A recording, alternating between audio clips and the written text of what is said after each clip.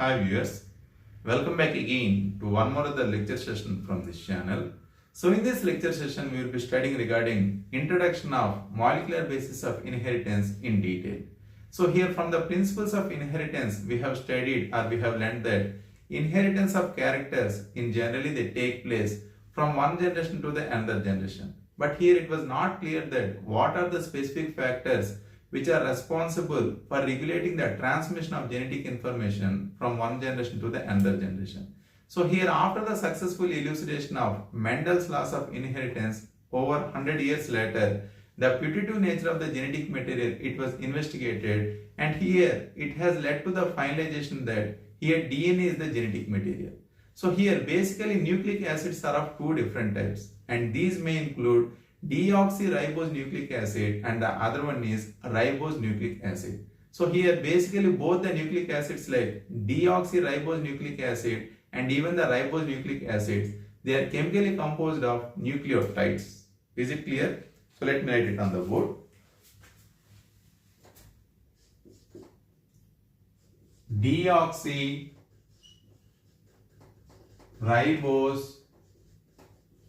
nucleic acid and ribose nucleic acid. Ribose nucleic acid are the nucleic acids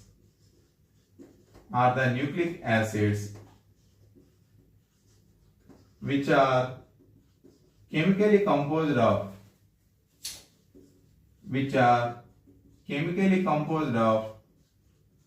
nucleotides,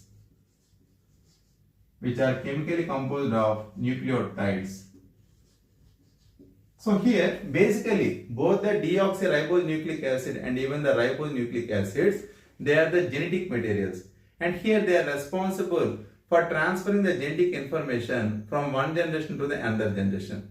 So here in case of the majority of the living organisms, here DNA acts as the genetic material, but whereas in case of the minute organisms like viruses, here RNA is the genetic material.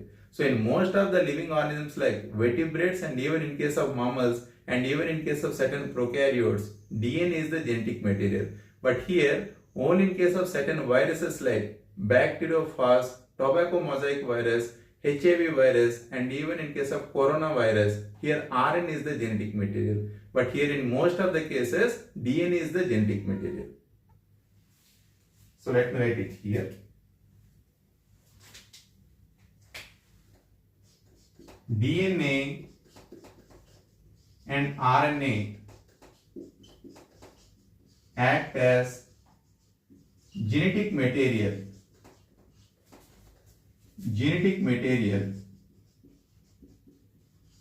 in order to carry out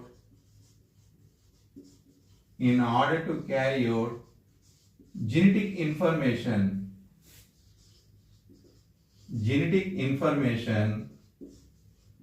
from one generation to another generation,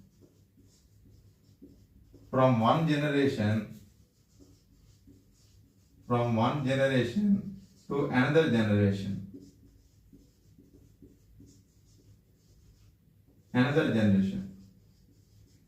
So in majority of the living organisms, here DNA is the genetic material, but whereas in case of certain viruses, here RNA is the genetic material.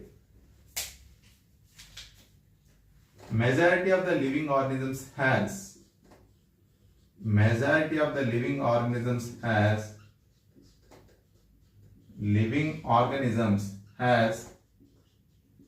DNA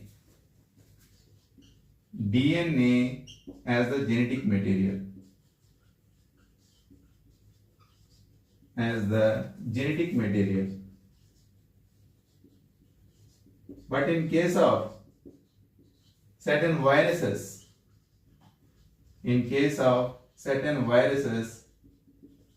especially in case of tobacco mosaic virus,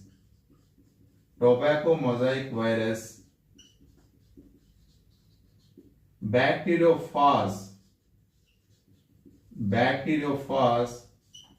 and even in case of HIV virus and in case of coronavirus, here RNA is the genetic material.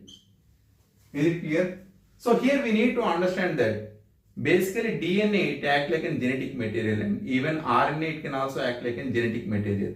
So here RNA it not only acts as a genetic material, and in addition RNA is having many of the other additional functions here. So here the specific RNA it can act like a messenger RNA. So if you look at here a gene.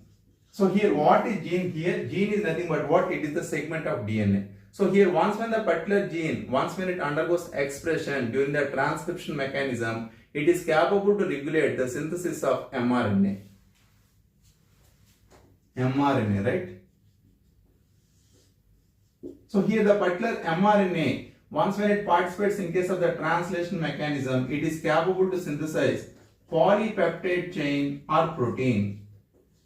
Polypeptide chain or protein. Polypeptide chain or protein. So here always the specific RNA, it is capable to synthesize the specific polypeptide chain or protein, but never and ever a particular DNA, it is capable to regulate the synthesis of the polypeptide chain or protein. So here the specific RNA which is responsible for regulating the synthesis of polypeptide chain or protein, here it is also a type of RNA, and here it is nothing but what? Messenger RNA. So let me write it here. RNA not only act as genetic material,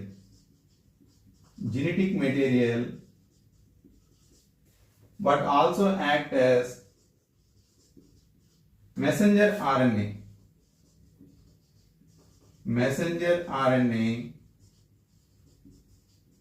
And even it can also act like an adapter molecule. Is it clear? Adapter molecule. So here what is the meaning of adapter molecule here? If you consider one particular mRNA, so here the specific mRNA, likewise the other RNAs, it is also composed of many number of nucleotides. So here what are the various nucleotides which are a part of the mRNA here? The various nucleotides which are a part of the mRNA, they may include AUGC. AUGC, right? AUGC. So here all the nucleotides in case of mRNA, never and ever they are expressed in the means of singlet form or doublet form, but here they are expressed in the means of a triplet form, and here it is termed as what? Codon. AUG, GUG, UUG. So here all these are nothing but what? Codons.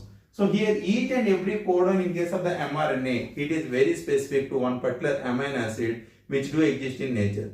But here the specific amino acid itself, it is unable to recognize the codon in case of the mRNA. So here the specific amino acid, in order to recognize the codon in case of the mRNA, it takes the advantage of a specific adapter molecule which is nothing but what? tRNA. So here the specific tRNA, it is also a type of RNA. And even the specific RNA, it can also act like a catalytic molecule. So here there are certain RNAs which possess or which contain enzymatic activity. So here the specific RNAs, they are termed as what? Ribozymes. Ribozymes. So here what is ribozyme here? The name itself suggests ribose nucleic acid. Ribose nucleic acid which has enzymatic activity or catalytic activity, here it is termed as what? Ribozyme. So here what are the various ribozymes here? The various ribozymes, they may include 23S rRNA in case of prokaryotes and 28S rRNA in case of eukaryotes. So let me write it here. Ribozymes. Ribozymes are the nucleic acids which has enzymatic activity or catalytic activity.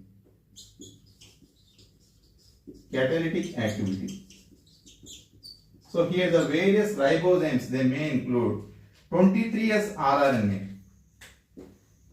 23S rRNA in case of prokaryotes and 28S rRNA in case of eukaryotes. So here both the 23S rRNA and as well as 28S rRNA, they possess or they contain a specific activity which is nothing but what? Peptidyl transferase activity. So let me write it here. Peptidyl transferase activity.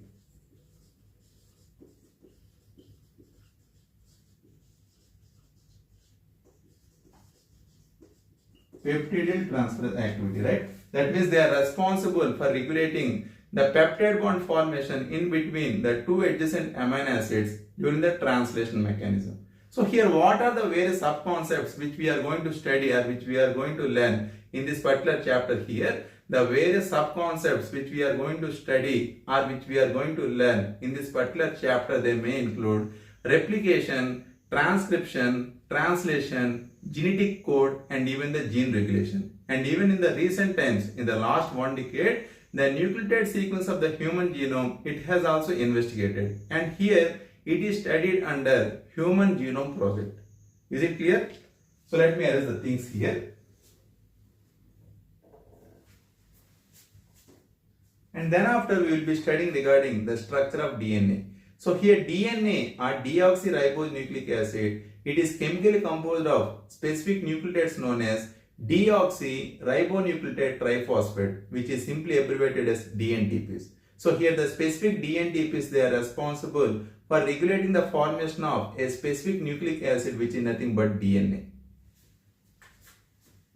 Deoxyribose nucleic acid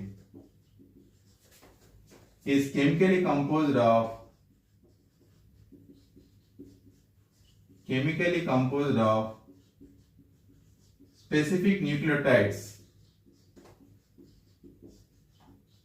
specific nucleotides which are nothing but deoxyribonucleotide triphosphates. Deoxyribonucleotide triphosphate, which is simply abbreviated as DNTPs. So here what are the various DNTPs here? The various DNTPs, they may include DATP, DGTP, DCTP, and DTTP. So here all these are the various nucleotides which are responsible for regulating the formation of a specific nucleic acid which is nothing but DNA.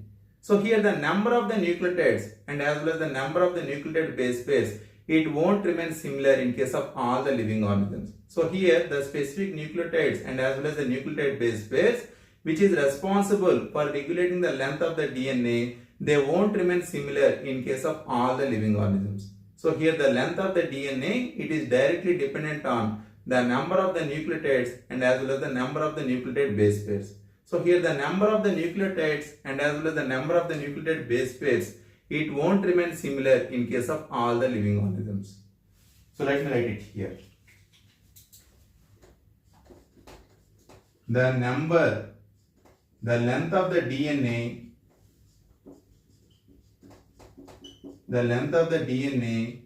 is directly dependent on the number of nucleotides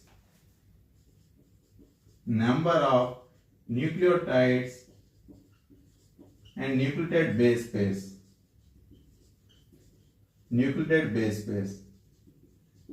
So here the number of the nucleotides and as well as the nucleotide base pairs, it won't remain similar in case of all the living organisms. The number of nucleotides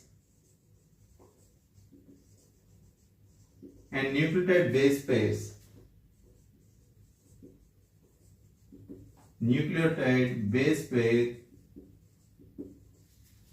does not remain similar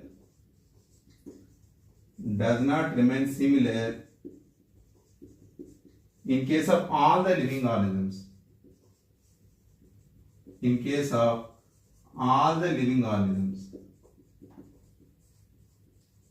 So here in order to understand this particular concept, here we can take the advantage of many of the common examples. For suppose if we consider bacteriophage pi x 174, bacteriophage pi x 174, it is chemically composed of around 5386 nucleotides. So here 5386 nucleotides, they are responsible for regulating the formation of DNA in case of the bacteriophage pi x 174. So let me write it here. Bacteriophage pi x 174. It is chemically composed of around 5386 nucleotides. Then in the same way, if we consider bacteriophage lambda, bacteriophage lambda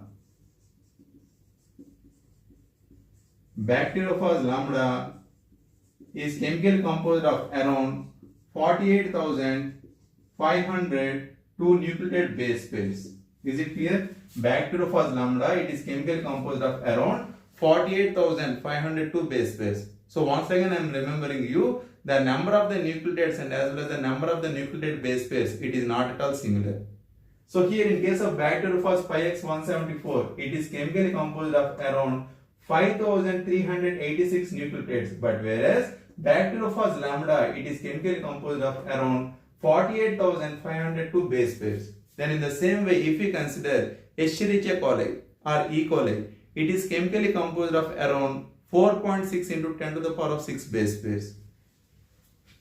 E. coli, it is chemically composed of around 4.6 into 10 to the power of 6 base pairs. Then in the same way, the haploid content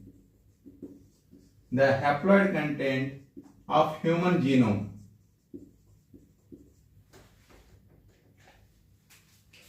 so here it is chemically composed of around 3.6 into 10 to the power of 9 base pair. So here all the cells in case of the particular human organism, they are diploid. So here we are not much more concerned regarding the diploid content of the human cell. Here we are only concerned regarding the haploid content. So here the haploid content of the human cell, here it is nothing but what? 3.6 into 10 to the power of 9 base pair. And if we need the diploid content, here we need to multiply the 3.6 into 10 to the power of 9 base pairs with 2. So once when we multiply 3.6 into 10 to the power of 9 base pairs into 2, here we can obtain 6.6 into 10 to the power of 9 base pair. So here it is nothing but what? The diploid content.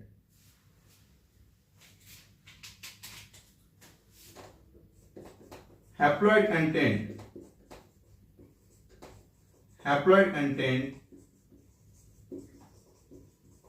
of the human cell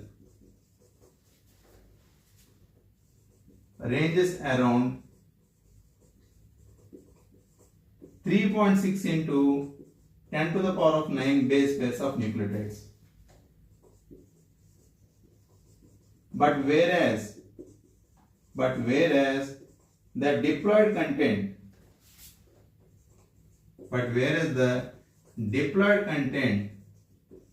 of the human cell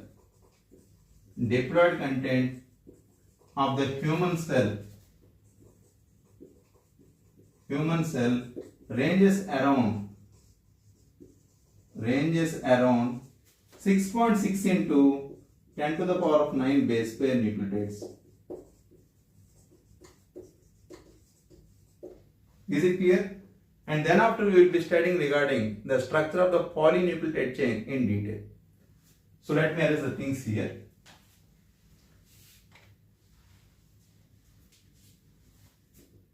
And then after we will be studying regarding the structure of the polynucleotide chain. So here what is polynucleotide chain? As the name itself suggests, polynucleotide chain, it is chemically composed of many number of monomeric units which are nothing but nucleotides. So here once when many number of monomeric units which are nothing but the nucleotides, once when they undergo aggregation, here it leads to the formation of one specific polynucleotide chain.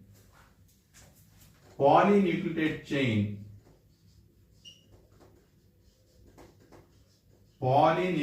chain is chemically composed of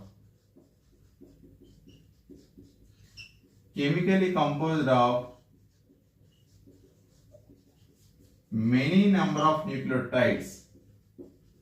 Many number of nucleotides. So here what are the various nucleotides here? The various nucleotides in case of DNA, they may include DATP, DGTP, DCTP and DTTP. But whereas in case of RNA, they may include RATP, RUTP, RGTP and RCTP.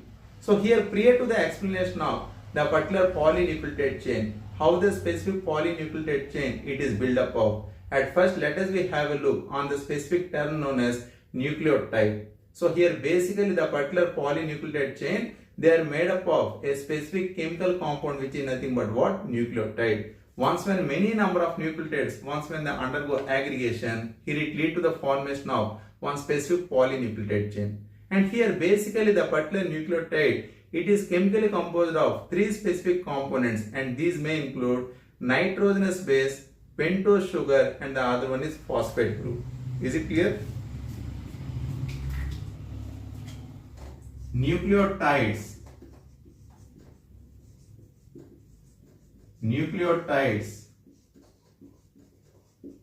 are chemically composed of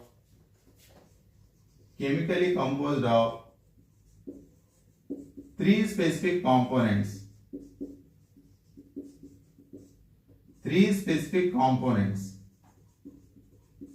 And these may include nitrogenous base,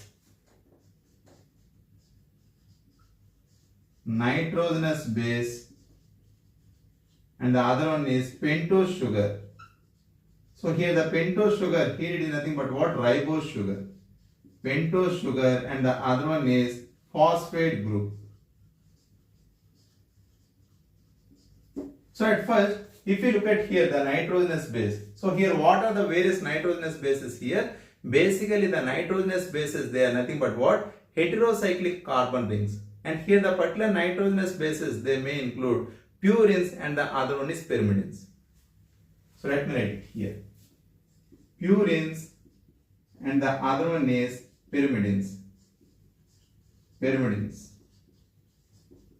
So here the various purines, they may include adenine, guanine, and whereas the pyrimidines, they may include thymine, cytosine, and the other one is uracil. So if you look at here, how the specific nucleotide it is chemically composed of, easily we can understand, right? So let us consider the particular purine ring structure here. So here it is nothing but what? The purine ring structure.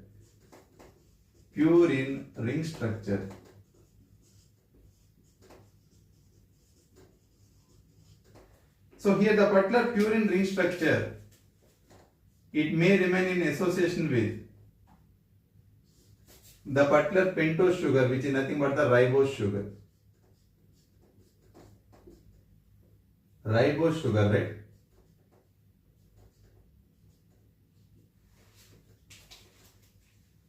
So here the particular nitrogenous base, it may remain in association with the particular pentose sugar by taking the advantage of one specific bond, which is nothing but what? Glycosidic bond.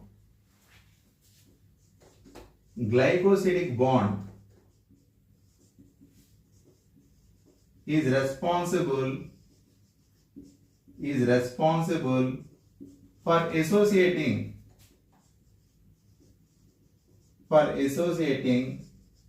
the nitrogenous base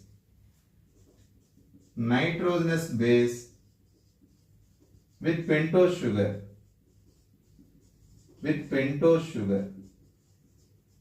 So here most commonly the particular nitrogenous base, it may remain in association with the pentose sugar at the first carbon. Is it clear? So here once when the particular nitrogenous base, once when it remain in association with the pentose sugar, here it lead to the formation of what? Nucleoside. So here what are the various nucleosides here? The various nucleosides, they may include. So let me write it here. Nucleoside. Nucleoside is nothing but nitrogenous base in association with pentose sugar. So here the various nucleosides, they may include deoxyadenosine, deoxyadenosine, deoxyguanosine, deoxythymidine, and deoxycytidine. So here all these are nothing but what? All these are nothing but the nucleoside. So here once when the particular nucleoside, once when it remain in association with the phosphate group, here it lead to the formation of what? Nucleotides. So here the specific phosphate group, it may remain in association with the fifth carbon. Is it clear? The nitrogenous base, it may remain in association with the particular pentose sugar at the first carbon, but whereas the phosphate group, it may remain in association with the pentose sugar at the fifth carbon. So here it is nothing but what? The fifth carbon. So here once when the particular phosphate group, once when it remain in association with the particular carbon which is present at the fifth position of the pentose sugar, now here it lead to the formation of what? Nucleotide. So here what are the various nucleotides here? The various nucleotides, they may include adenylate acid. So let me write it here. Nucleotide. The various nucleotides. So here nucleotide is nothing but what? Nucleoside in association with phosphate group. So here it is nothing but what? Nucleotide, right? So here what are the various nucleotides here? The various nucleotides, they may include adenylate acid, guanylic acid, thymidilic acid, cytidilic acid, and the other one is uridylic acid. So here all these are nothing but what? The various nucleotides which are responsible for regulating the formation of one specific nucleic acid, which is nothing but what? DNA. Is it clear? So let me arrange the things here. So if we look at the structure of the polynucleotide chain, how all the nucleotides in case of the polynucleotide chain, they are chemically built up of.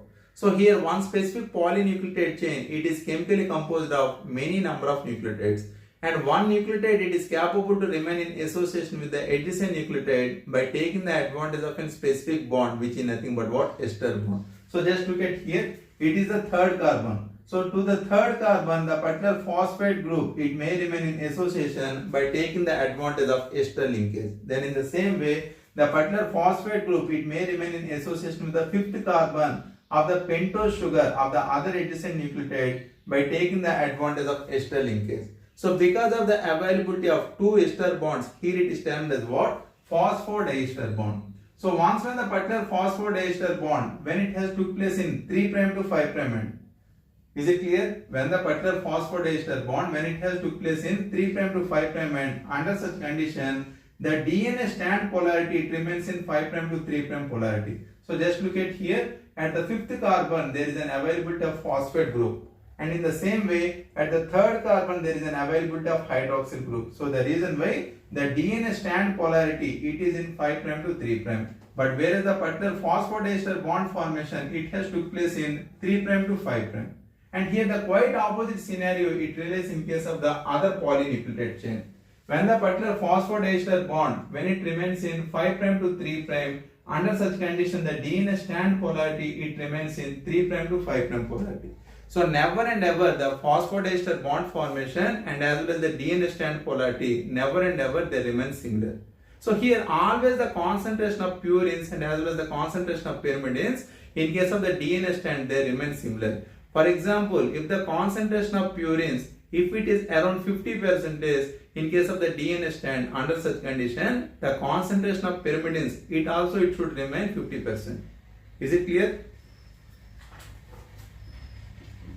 Concentration of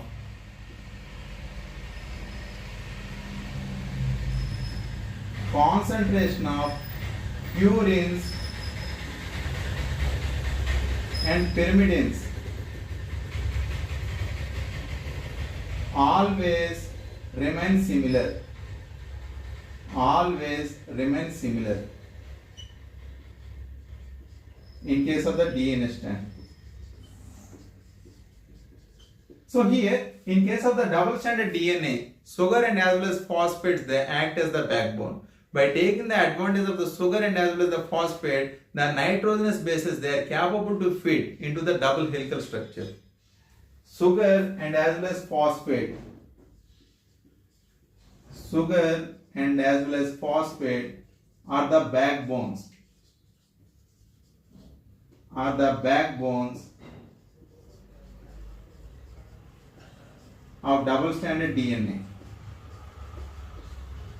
Of double-stranded DNA. Is it clear? So let me arrange the things here.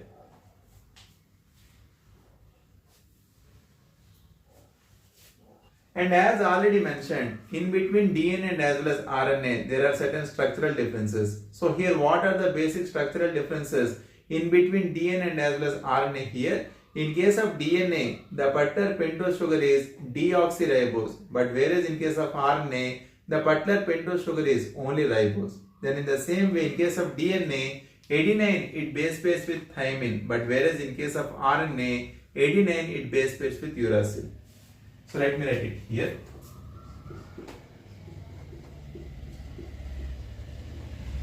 In case of DNA, adenine it base pairs with thymine, but whereas in case of RNA, adenine it base pairs with uracil. In case of DNA, the pentose sugar is deoxyribose, but whereas in RNA, the pentose sugar is only ribose, right? Because of the presence of extra hydroxyl group at the second position, the pentose sugar in case of RNA, it is only ribose. Is it clear? So here this is regarding introduction of the molecular basis of inheritance in detail. And in the next upcoming lecture session, we will be studying regarding the double helical structure of the DNA, which was explained by James Watson and as well as Francis Crick in detail. So here I hope that this video will help you a lot. So if you like this video, just hit the like button and share it to your friends.